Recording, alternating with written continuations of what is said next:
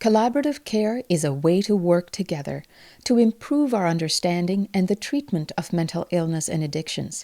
It supports our well-being, our families, our communities, and our relationships, particularly at times when we are at our weakest and most vulnerable. Adolescence is a tumultuous time, and children are more vulnerable during this stage of human development. Families, teachers, and friends are often drawn into complex webs of interpersonal conflict which tests everyone. The lack of shared care, which could otherwise address the needs of the child, the parents, siblings, teachers, and other students, is a significant gap in our current society. Just listen to Jenna'S story. Good morning. That's my daughter, Jenna Bowers-Bryington. January 17th of this year. Sorry.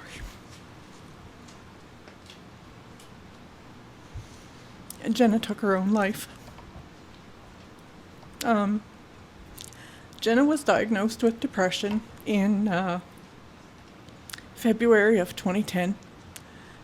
We had quite a struggle with her when she was first diagnosed, missing a lot of school, and they put her on medication.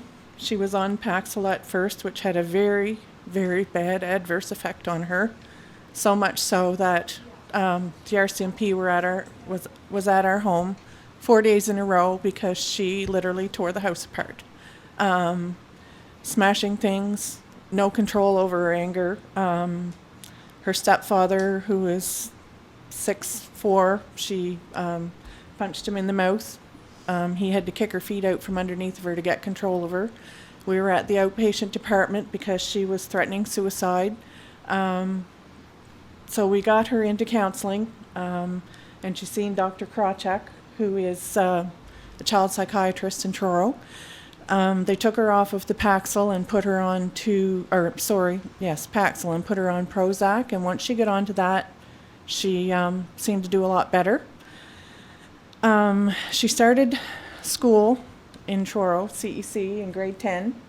As you can tell, Jenna loved music. She said that music was her life. Without her guitar and music, she would be screwed. That's how she described herself. She loved Neil Young, Bob Dylan, and all of the older musicians. While she was at school at CEC, she thought she would get into the music program because they have an excellent music program there. The first 3 weeks of school, Jenna went to school every day. Then she started skipping classes. And I thought at first it was just trying to stretch her wings being in high school and not supervised. But I found out that she was being bullied. So much so to the fact that she just quit going to school altogether. She would go to school, get off the bus, not go to classes, and they would call and I would go in. I was in a half a dozen times or so, and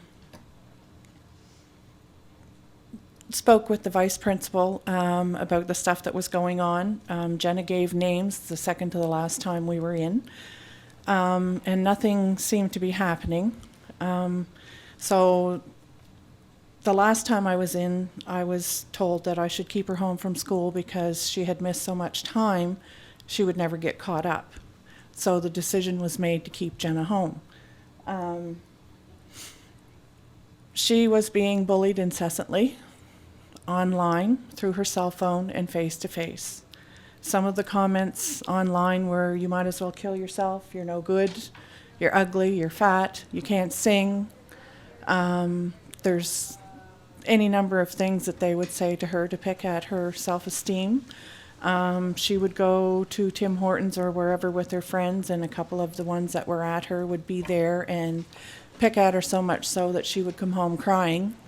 I told her several times that I was going to go speak to the kids, and she would say, "Mom, just leave it alone. Just leave it alone. If you do anything, it's going to be worse." Hindsight being 2020, had I known what was going on with Jenna, I would have stepped in and done something more drastic far sooner than I wouldn't be here today, I guess, if I'd have done that. Jenna was supposed to go back to school the 17th of January. That Sunday, the 16th, we had a great day together. We spent the day cuddling on the couch, watching movies and carrying on and teasing. Jenna had kitty cats. She loved her kitty cats, and they always slept in the barn at night. And I had laid down because I had a headache. And she came in about, I don't know, probably 10:45 or so, and said she was going to put the kitties to bed, and went out. And I got up to wait for her, and I hollered out about 11 o'clock. I said, Jenna, you have to come in, honey. It's cold out, you need to come in. And she said, I'll be in a minute, Mom. I'm just clearing my head, which she did at times when things were bothering her. She'd go out and spend time with her kitties. I fell asleep on the couch, and about 11:30 or so, I woke up and hollered. And she didn't come in, so I went out to the garage and hollered. And she didn't answer me, so I started up the steps, and I got up to the first landing and turned to go up the second landing, and she was hanging at the top of the stairs. So I know in my heart, I believe in my heart, that it was the thought of going back to school that pushed her over the edge. The thought of cyberbullying, bullying of any kind, I believe, is hard on kids. Cyberbullying especially, because lots of times you don't know where it's coming from. And people can be pretty cruel when they don't have to stand face to face and say things to someone. I've spoken, the youngest group was grade 5, up through to high school. I always make sure that the kids are aware of the kids' help phone number. Jenna accessed that a couple of times. I make sure that there is someone with mental health that can talk to the kids and explain to them if they're feeling whatever feelings they're going through. I make sure the guidance counselors are there. The last thing I want to do when I talk about Jenna is encourage other children to do what she did. I always make sure that they understand that suicide is not an option, that there are other ways and means to deal with what is going on. And I should mention that Jenna was a great champion of the underdog. She defended kids. She would do whatever she could to help someone else. I only wish that she could have done for herself what she did for so many other children. When she died, I put a basket underneath of her urn at the funeral home and told the kids if they had any private thoughts that they wanted to write to her, that I would bury them with her in the spring when we buried her. And the basket was full, from kids, teachers. Unbelievable, the stories that were written on those pages. Some kids saying how Jenna had helped them, how good of a friend she was, they wish she was still here. Others saying how sorry they were that they never stood up for her, how they wish they had done more. Teachers saying what a wonderful child she was. I'm not saying she's perfect. I'm sure she did some bullying herself.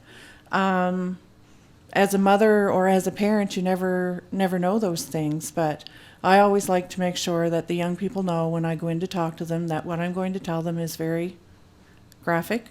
I described finding her and doing CPR on her till the ambulance came.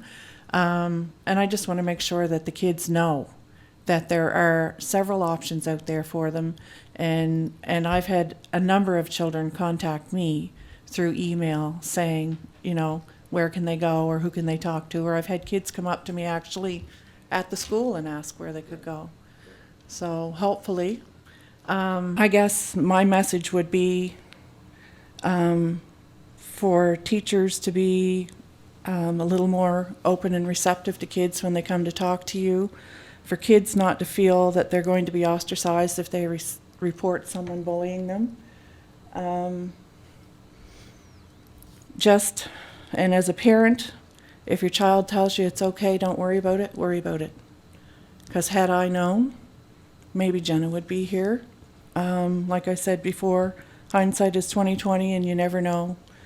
But especially dealing with depression, if you have a young child that's depressed or has depression, you need to be extra vigilant because I think it affects kids so much worse the bullying and stuff does, makes things that much worse.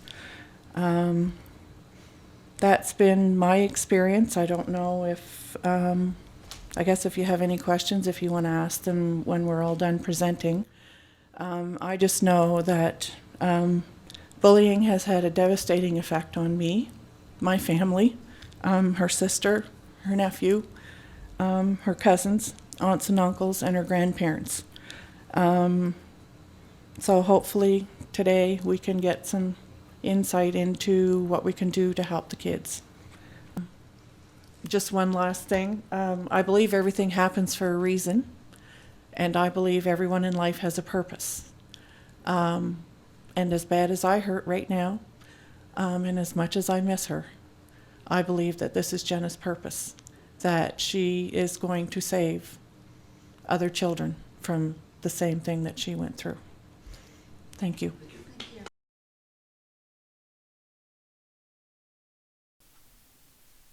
Mental health and addictions are so stigmatized that many would not openly address it.